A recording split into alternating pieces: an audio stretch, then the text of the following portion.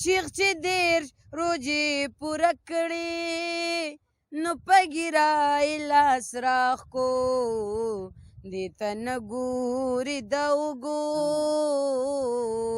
ژوند کې هره ورځ روژه ده چې جانان پکې اوسېږي هم هغه زما کعبه ده زه په دې په هغې نه یم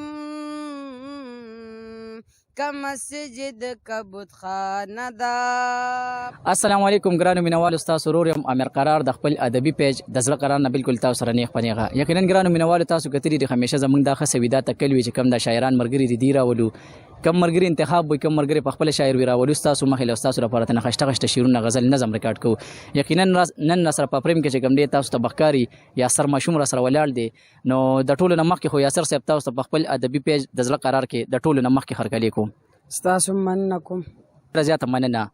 ګرانو مینوالو، تاسو همیشه یاسر صاحب کتلی دی چې په یاسر ماشوم باندې موږ ټول پیژنو.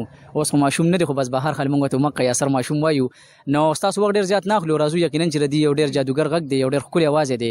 نو په ترنم کې تنه ستاسو لپاره ښایسته غوندې کې غزل ریکارډ کوم او ستاسو مخې له راوړم. یاسر صاحب څه به مینوالو ته ډالۍ کوو؟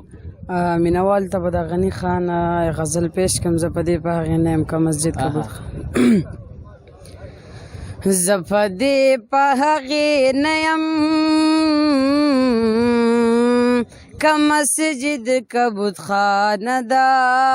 زه په دې په هغې نه یم که مسجد که بتخانه ده چې جانان پکې اوسېږي هم هغه زما کعبه ده.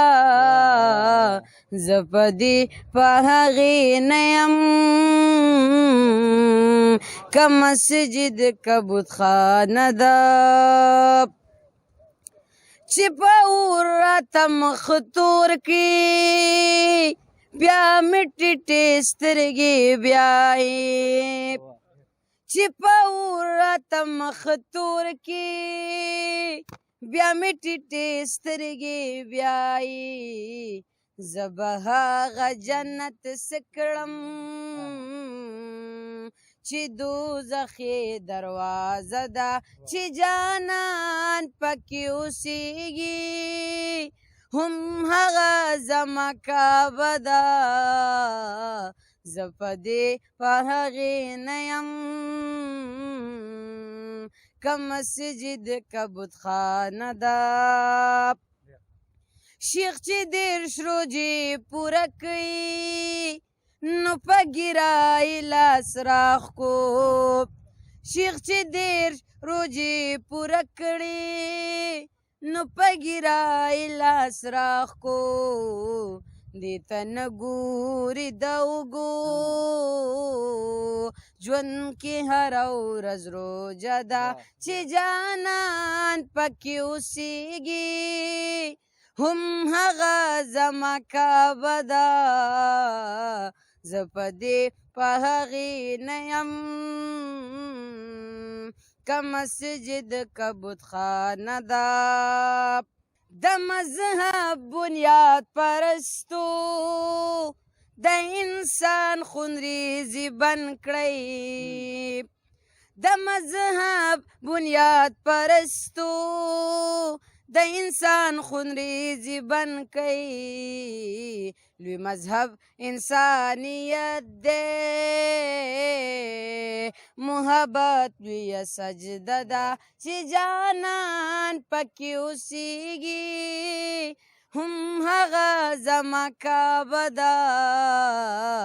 زه په دې په هغې نه یم که مسجد که بتخانه ده. زه په دې په هغې نه یم